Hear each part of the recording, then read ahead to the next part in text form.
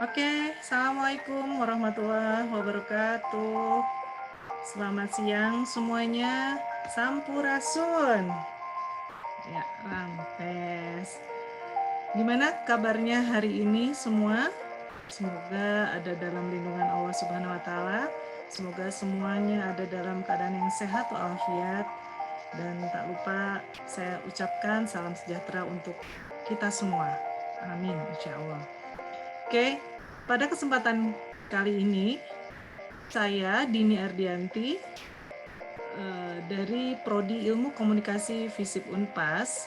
Ya, saya di sini akan memulai mata kuliah kampanye komunikasi strategis.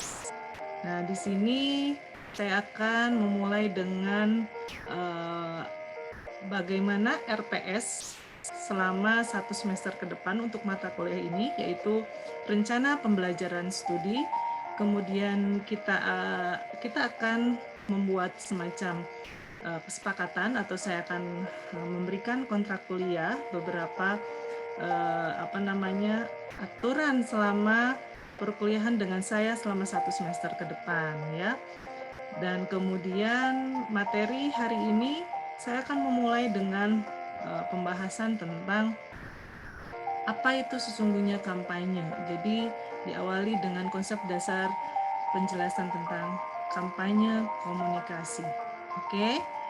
Nah, di sini saya akan coba share screen tentang RPS-nya itu sendiri, ya, rencana pembelajaran semester untuk mata kuliah kampanye komunikasi strategis. Ini memang mata kuliah wajib di semester 5 sebanyak 3 SKS. Dengan prasyarat kalian sudah menempuh mata kuliah komunikasi strategis. Ya, di sini tujuan dari pembelajaran mata kuliah kampanye komunikasi strategis adalah untuk fokus membahas pada dimensi teoritis dan praktis kampanye. Dalam arti, kita kan selama 1 semester ini ada 14 kali pertemuan, ya. 14 kali pertemuan ini dibagi 2 termin, yaitu termin pertama sebelum UTS, yaitu pembahasan konsep dasar dari kampanye itu sendiri secara konseptual dan teoritisnya. Kemudian setelah UTS, saya akan lebih fokus kepada bagaimana kampanye ini dilihat secara praktisnya, ya. Pada aspek teoritis diberikan semacam landasan ilmiah yang menjadi dasar studi kampanye, sementara pada aspek praktisnya ini akan saya sampaikan panduan bagaimana merencanakan, melaksanakan, bahkan mengevaluasi sebuah program kampanye. Oke, metode pembelajaran selama 1 semester ini, saya selain berupa ceramah seperti ini, juga nanti di satu pertemuan ini akan menghadirkan seorang pakar kampanye. Ya, ini masih dalam perencanaan dengan tim dosen yang lain. Nah, metode pembelajarannya yaitu selain problem based learning, yaitu project based learning. Nah, project based learning ini akan saya berikan saat fokus di kampanye yang dari sisi dimensi praktis, karena di sana nanti sebagai tugas akhir kalian akan dibentuk ke dalam 10 kelompok, masing-masing kelompok membuat semacam proyek, ya, proyek akhir dari perkuliahan kampanye komunikasi strategis ini, berupa rancangan-rancangan kampanye yang bisa langsung diaplikasikan ke dalam fenomena sosial yang ada saat ini. Oke. Nah, kemudian nanti sebagai pengalaman belajar, penugasan pun kalian harus bisa mempresentasikan hasil proyek tersebut, termasuk dari mulai proposal, perancangan kampanyenya. Selain itu pun harus bisa mereview berbagai artikel dari jurnal yang terkait tentang kampanye komunikasi ini. Kemudian juga sebagai assessment lainnya adalah berupa kuis, ya, kuis yang saya share di dalam LMS atau Learning Management System. Juga laporan dan produk. Produk ini saya harap berupa konten nantinya, ya, konten dari program kampanye yang kalian rancang. Oke, paling tidak itu garis besar apa yang akan kita lakukan selama 1 semester ke depan di akhir penilaian saya di perkuliahan ini. Oke, referensi buku boleh dari buku Pak Antar Venus ini yang manajemen kampanye dan penerbit Simbiosa Rekatama Media, atau bisa dari buku panduan dari Universitas Terbuka, atau dari, nah di sini saya belum menyampaikan bahwa dari, nanti saya akan share beberapa artikel yang artikel-artikel ilmiah, ya, yang terkait dengan riset-riset tentang kampanye. Oke. Kemudian, nah ini kita mulai fokus dari pertemuan pertama hingga pertemuan 14, apa saja garis besarnya yang akan saya sampaikan, ya. Di sini materi pertama yaitu tentang menjelaskan apa dan mengapa perlu melakukan kampanye. Kemudian dari sini kita akan tahu bagaimana hubungannya antara kampanye dengan manajemen kampanye. Tapi yang perlu kalian tahu, saya berharap bahwa dari pertemuan pertama ini kalian sudah mengetahui apa saja sih jenis-jenis kampanye itu dan bagaimana model kampanye. Ya, pada dasarnya kalian harus tahu untuk apa sih kita melakukan kampanye, ya, itu tujuannya apa. Oke, tujuannya yang nanti dicari. Oke, kemudian di pertemuan 2 atau minggu depan saya akan membahas terkait tentang teori-teori persuasi dalam praktik kampanye, ya. Apa sih persuasi itu, bagaimana mempersuasi halayak kita, gitu ya, sasaran dari kampanye tersebut maksudnya, ya. Dan persuasi ini sebagai titik tolak kampanye, karena dari situ teknik-teknik persuasi perlu dilakukan untuk menjadi sebuah alat dalam kampanye tersebut. Kemudian teori-teori persuasi dalam praktik kampanye. Pertemuan 3, diharapkan mahasiswa mampu mengidentifikasi siapa saja pelaku kampanye dan hubungannya dengan kredibilitas sumber. Pelaku kampanye atau dikatakan dengan sebutan lain adalah campaigners. Siapa sih pelaku kampanye itu? Siapa saja? Karena ini adalah sebuah tim. Dan bagaimana pengaruh kredibilitas sumber terhadap kampanye tersebut. Di pertemuan 4, perkuliahan ini diharapkan mahasiswa mampu memahami dan menjelaskan struktur pesan yang bisa mempengaruhi halayak. Nah, di pertemuan 4 ini lebih fokus di bagaimana mendesain pesan, ya, pesan kampanye. Kalau yang tadi 3 kan campaigners-nya, ya, campaigners. Kemudian bagaimana kita mendesain pesan? Apa sih arti penting dari pesan kampanye? Bagaimana pesan kampanye ini terhadap respon halayaknya? Karena itu kita akan mempelajari bagaimana mendesain pesan berdasarkan karakteristik masyarakatnya, ya. Dilihat dari strukturnya, dari kontennya itu sendiri, oke. Selanjutnya di pertemuan 5, ini saya akan fokus di dalam saluran kampanye. Saluran apa yang digunakan? Sesungguhnya saluran kampanye itu apa?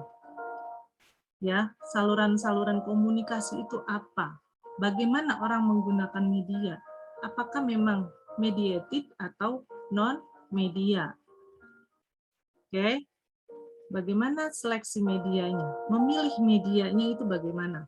Faktor yang mempengaruhi keefektifan media dan teori-teori yang terkait dengan saluran kampanye ini.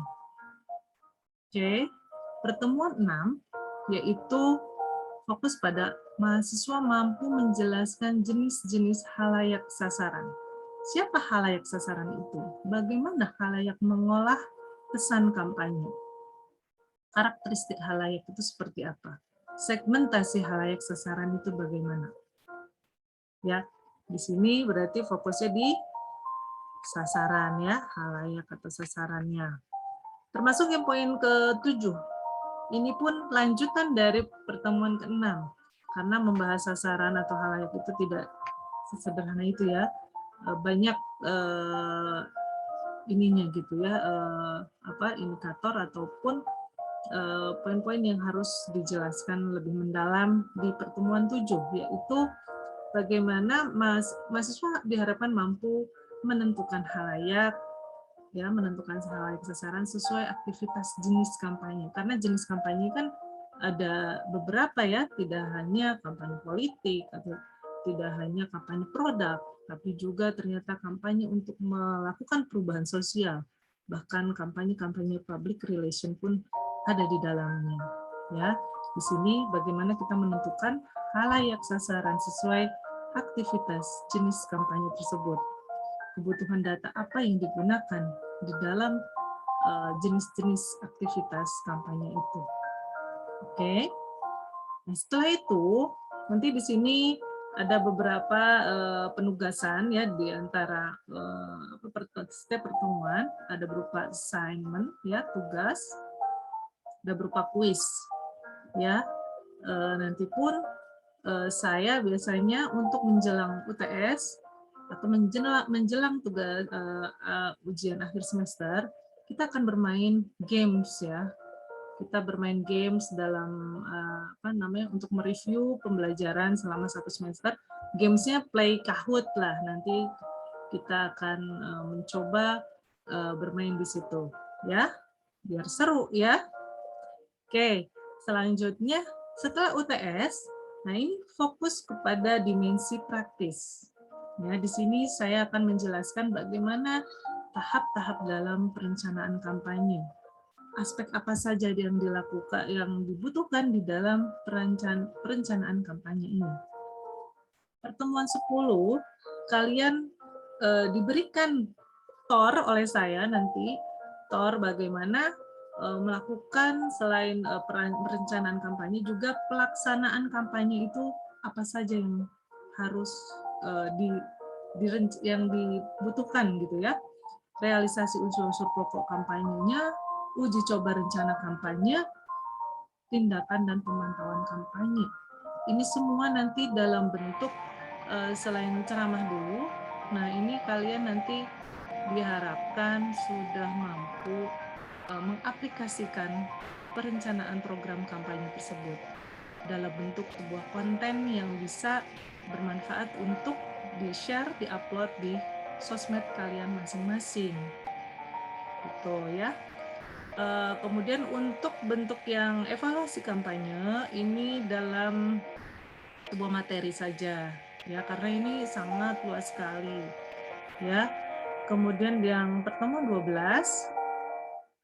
ini lebih ke kalian yang mempresentasikan hasil pelaksanaan ini, perencanaan dan pelaksanaan. Oke. Dan kaitkan dengan evaluasi dan analisis yang menggunakan model-model kampanye komunikasi. Nah, di sini implementasinya untuk yang pertemuan 12, silakan nanti kalian yang kelompoknya jenis kampanyenya kampanye sosial atau perubahan sosial, boleh kampanye di bidang kesehatan, bisa juga di kampanye bidang lingkungan, kampanye politik, di sini kampanye keselamatan berkendara, boleh. Ya, pilihan ini nanti. Kemudian di pertemuan 13, lebih mengimplementasikan kampanye produk atau brand. Kelompok-kelompok yang memilih kampanye brand atau lokal, ya baik lokal maupun internasional, presentasi di pertemuan 13. Ya, pertemuan 14 ini diharapkan mahasiswa mampu menjelaskan faktor-faktor penghambat dan penunjang keberhasilan kampanye. Ya, di sini akan saya jelaskan apa saja sih yang menghambat dan apa saja yang menunjang keberhasilan kampanye. Dan sebelum UAS ini akan saya berikan kuis yang tadi ya, review kuis setelah menjelang UAS. Ini bentuknya biasanya kalau dulu take home ya, karena sekarang kita di masa pandemi dan saya mencari cara bagaimana kalian bisa lebih attract gitu ya, tertarik dengan berbagai hal dalam berbagai perkembangan fenomena sosial, tapi kita lakukan secara fun gitu ya. Dan nanti kita akan bermain Kahoot ya, tapi di dalamnya kontennya tetap keterkaitan dengan materi pembelajaran selama 1 semester ini. Sampai sini bisa dipahami? Ya? Oke. Di sini bisa kalian baca, udah saya share di LMS ya. Apa saja tugas-tugasnya dan kriteria penilaiannya sudah saya share. Nah, oke. Oleh karena ini adalah kita ini masuk jam 7 ya, 7 pagi. Maaf, ini kelas yang kedua. Masuk jam 9.15, jadi memang pagi menjelang siang ya. Saya harap kita pertemuan kan mulai jam 9.15. Kalian tetap masuk mulai Zoom jam 9 ke link Zoom-nya 9.15 ya. Kita sepakati bahwa saya hanya mentoleransi maksimal 15 menit. Nah, ya, coba kalian kita sama-sama sepakat masuk link Zoom jam 9.15 dan saya akan memulai pembelajaran. Ya, kita mulai masuk jam 9.15, kita memulai pembelajaran jam 9.30. Itu maksimal. Oke. Nah, kemudian selama pembelajaran sinkron, kita kan melalui Zoom meeting seperti ini ya. Saya harap semua mahasiswa harus membuka kameranya karena kita sama-sama harus berada di dalam namanya kita berkomunikasi secara interaktif ya. Saya bisa melihat kalian juga bisa melihat saya. Oke? Kita sepakati seperti itu ya. Kalau masuk ke link Zoom-nya pun atau masuk baru gabung, kalian harus ucapkan salam. Ya. Itu etika. Oke. Etika pembelajaran secara virtual, secara daring. Ya. Silakan jangan lupa untuk presensi di LMS. Ya. Kampanye komunikasi strategis. Seringkali kita sering dengar ya, kampanye. Kampanye itu kalau misalnya istilah kampanye mungkin sering dengarnya kalau sedang apa coba? Sedang apa? Mungkin lagi peristiwa-peristiwa biasanya gitu ya, peristiwa-peristiwa politik. Misalnya saat jelang pemilihan kepala daerah, jelang pemilihan presiden, jelang pemilihan legislatif dan sebagainya gitu ya.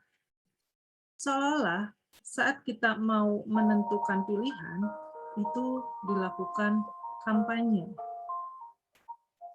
Coba kita lihat kalau misalnya ini kita lihat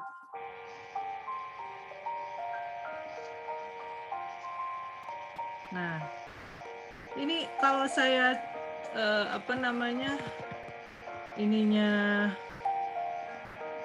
keywordnya ya, kampanye Akbar Jokowi Ma'arif. Saat membaca jurnal berbahasa Amin. Inggris, aku harus copy paste ke Google Drive. Seolah kampanye ini seringnya kaitannya dengan politik gitu ya.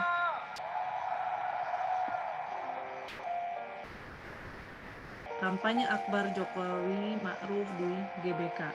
Yang namanya kampanye itu seolah memang kumpul banyak gitu Dan apa yang disampaikan yaitu berbagai hal pesan politiknya Pak Jokowi gitu ya. Sekarang biar adil nih. Kampanye siapa? Prabowo deh. Sama di GBK ya. Pidato berapi-api Prabowo di kampanye akbar. Jadi yang namanya kampanye itu seringkali dihubungkan dengan fenomena politik.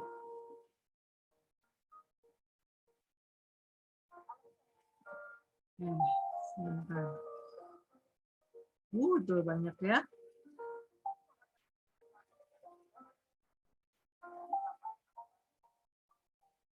Kita lihat. Sama di sini pun yang muncul atau pesan yang muncul di sini di dalam siaran berita ya CNN ini, bahwa ini banyak orang berkumpul di sana dan kemudian sang komunikatornya dalam ini adalah Pak Prabowo menyampaikan pesan-pesan politiknya juga. Nah, artinya memang yang dikatakan kampanye ini selalu kaitannya dengan sebuah perencanaan atau sebuah tindakan komunikasi. Karena apa? Itu di situ terlihat adanya komunikator yang sedang menyampaikan pesan-pesan komunikasi kepada sejumlah halayak. Sasarannya banyak sekali kalau tadi. Itu di situ seperti halnya kalau tindakan komunikasi, kalau aktivitas komunikasi, itu bentuk komunikasi yang mana coba? Komunikasi antar personal kah? Mbak, kalau misalnya saya bikin pilihan komunikasi antar persona atau komunikasi kelompok atau komunikasi massa atau komunikasi publik. Nah, yang mana? Kalau dilihat dari video tayangan tadi ya, kalau dilihat dari halayak sasarannya, sebetulnya itu adalah komunikasi publik ya, bukan komunikasi massa. Kalau komunikasi massa itu ciri khasnya adalah semua komunikasinya dilakukan melalui media massa, ya kan? Memang tadi melalui media massa, iya kita sedang menontonnya, iya halayaknya yang ada di luar arena GBK. Kalau yang ada di arena GBK-nya, antara Jokowi dengan sasarannya, halayaknya, itu yang dilakukan adalah komunikasi publik karena di dalam satu wilayah tertentu. Ya, kalau komunikasi massa, halayaknya yang menonton atau menyaksikan melalui media massa, bisa melalui televisi atau misalnya di radio ya dengarnya di radio, atau melalui sosmed ya dilihatnya dari sosial media.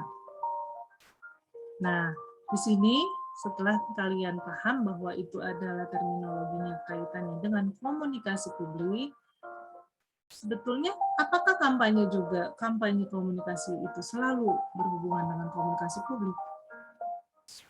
Ya, bisa jadi, bisa enggak. Karena nanti saat kita mulai kaitannya dengan saluran komunikasi, itu bahkan yang non-media, yang tidak menggunakan media, yang seperti tadi yang dilakukan oleh Pak Jokowi ataupun Pak Prabowo dan timnya, itu melakukan komunikasinya secara langsung. Ya kan? Walaupun banyak, tapi itu secara tatap muka kan, face to face. Komunikasi yang non-mediated. Tapi saat sasarannya, halayaknya, menyaksikan melalui media televisi atau melalui media-media lainnya, bahkan bisa melalui media luar ruang gitu ya, saat melihat baligonya Pak Prabowo atau baligonya Pak Jokowi, itu berarti sudah kampanyenya dilakukan secara mediated melalui media luar ruang, melalui media-media konvensional, media massa, ya, atau media-media baru, media kontemporer ya, sosmed. Nah, itu mediated. Oke. Nah, tapi kita harus pahami bahwa ternyata kampanye itu sesungguhnya apa sih? Sebetulnya adalah sebuah serangkaian tindakan komunikasi serangkaian tindakan komunikasi yang terencana. Artinya ini harus betul-betul direncanakan secara matang. Ada beberapa proses ataupun tahap-tahap yang harus dilakukan di dalam sebuah program kampanye. Tujuannya menciptakan efek tertentu kepada sejumlah besar halayak yang dilakukan secara berkelanjutan pada kurun waktu tertentu. Menurut Rogers and Sterling, bahwa kampanye ini adalah sebuah serangkaian tindakan komunikasi. Kadang ini memang seringkali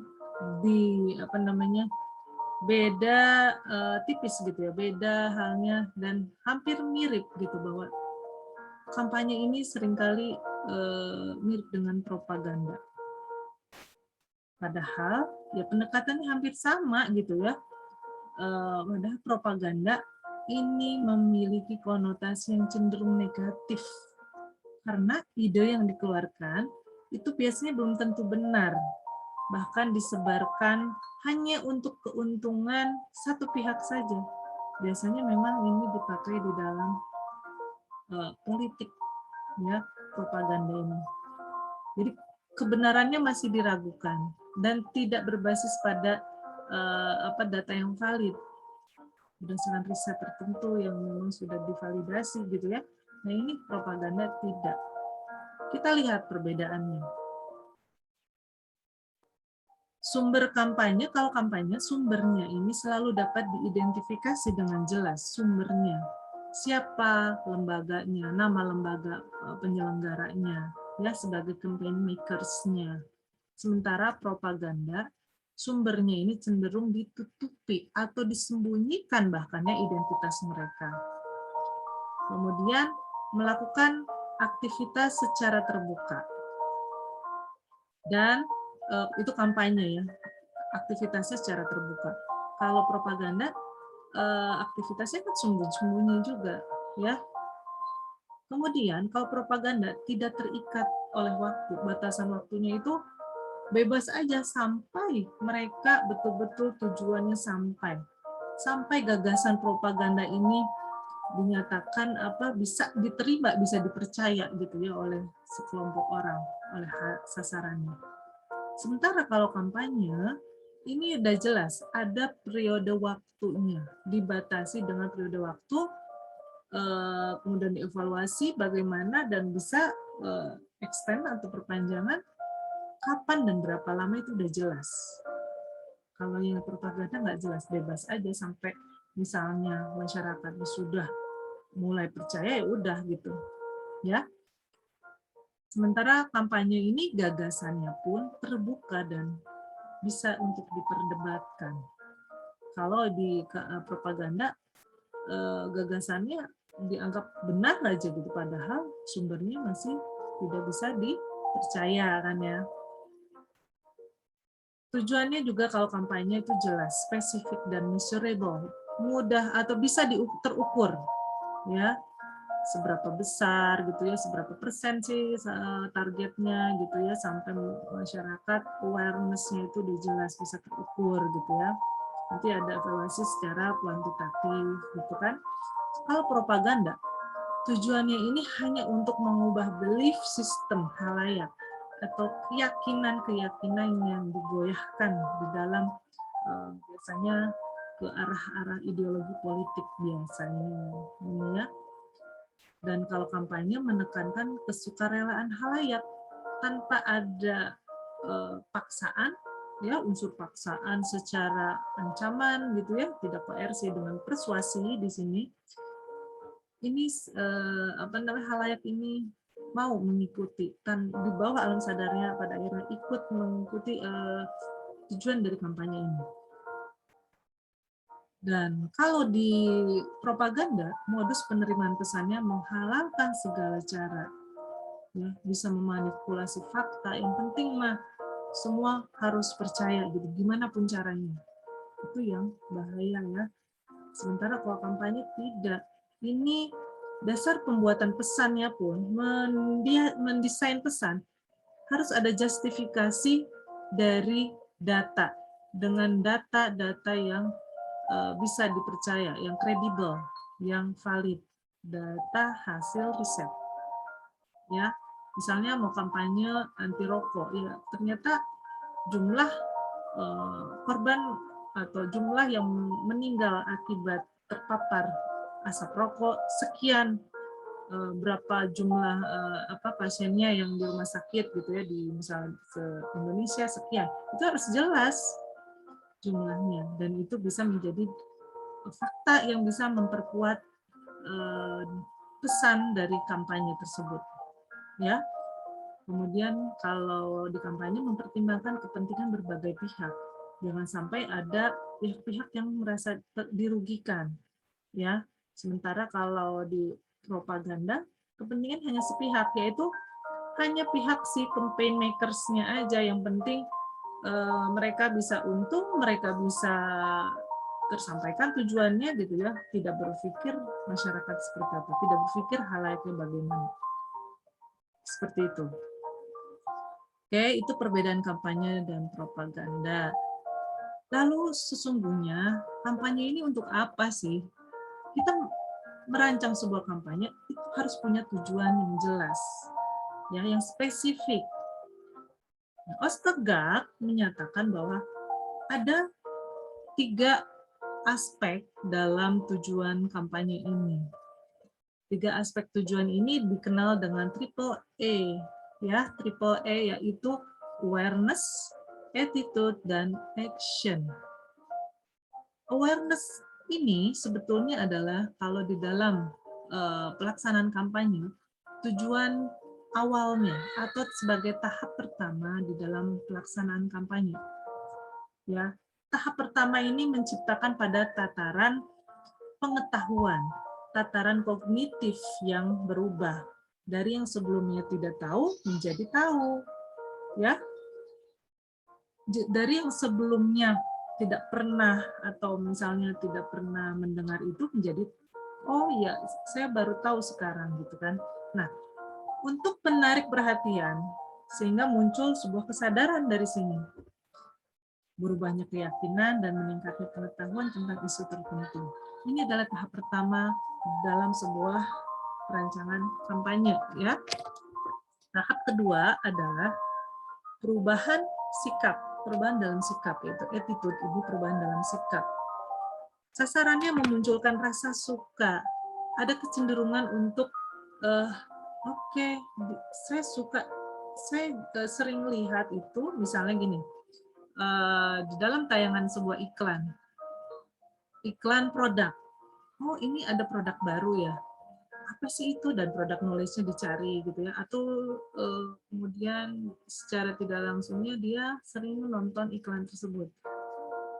Dan kecenderungan untuk suka itu akhirnya mengarah kepada dia peduli, care gitu ya, untuk memilih produk tersebut di antara dibanding dengan produk-produk lainnya.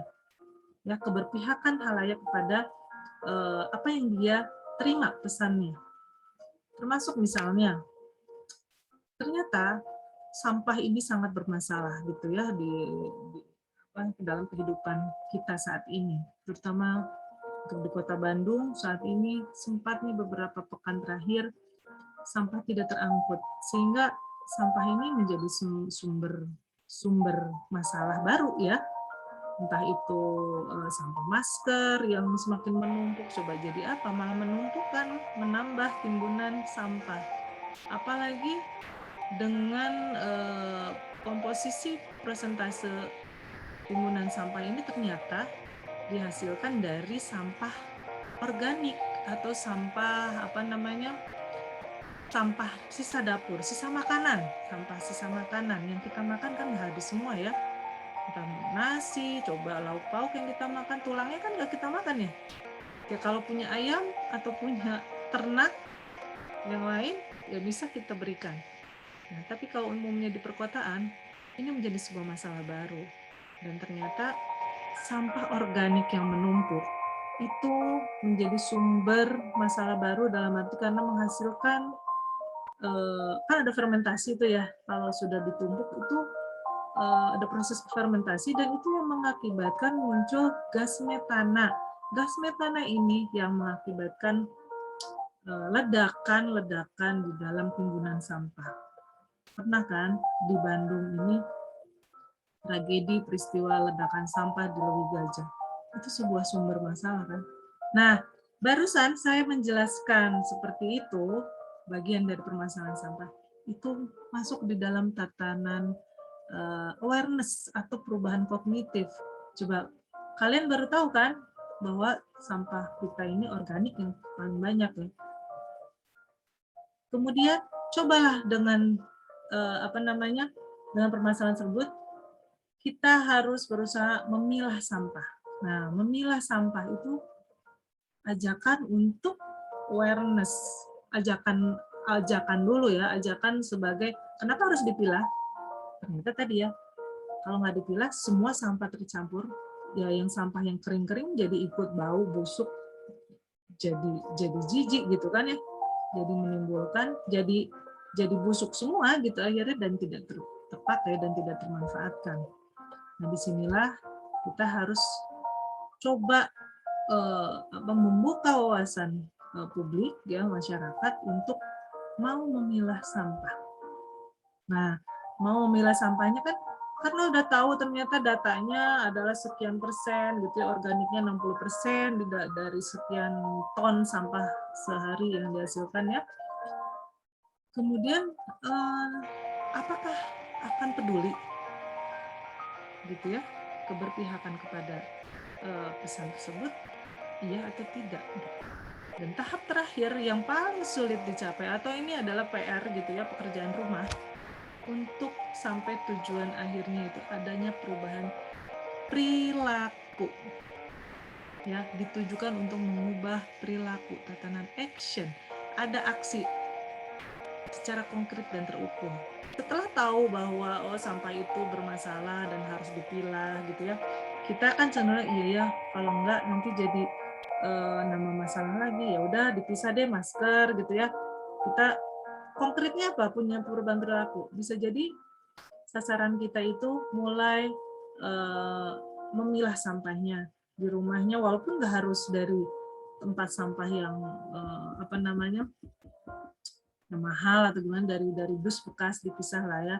Ini masker, ini misalnya botol plastik yang bekas gitu ya dimasukkan sana, kertas-kertas, bahkan tisu-tisu bekas, terus saset-saset dari sisa makanan itu jadi satu box, satu dus, dan itu residu.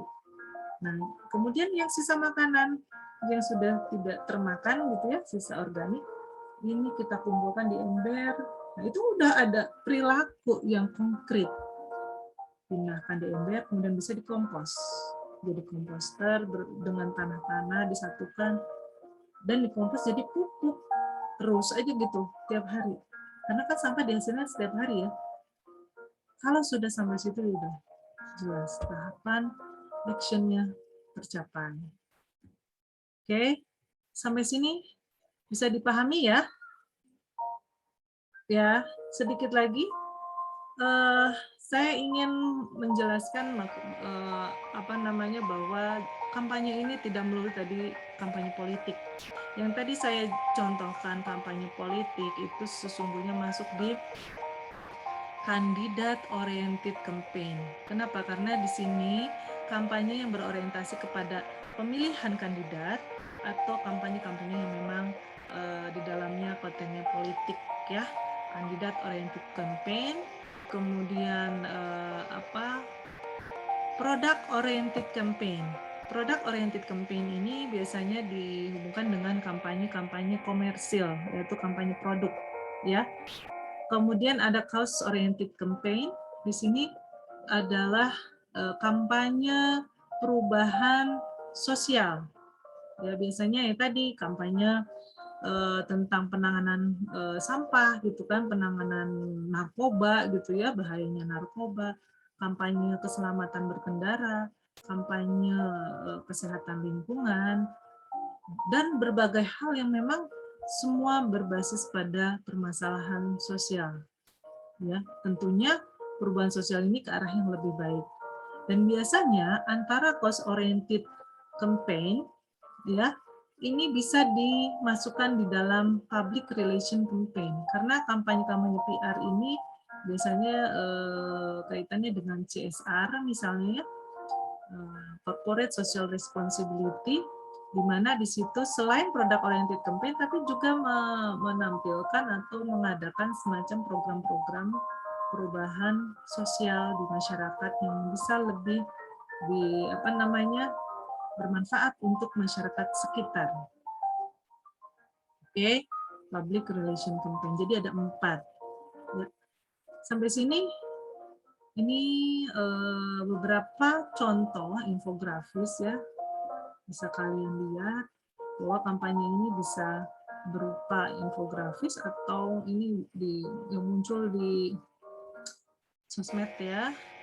Animal don't be past nih. Circus if of the show.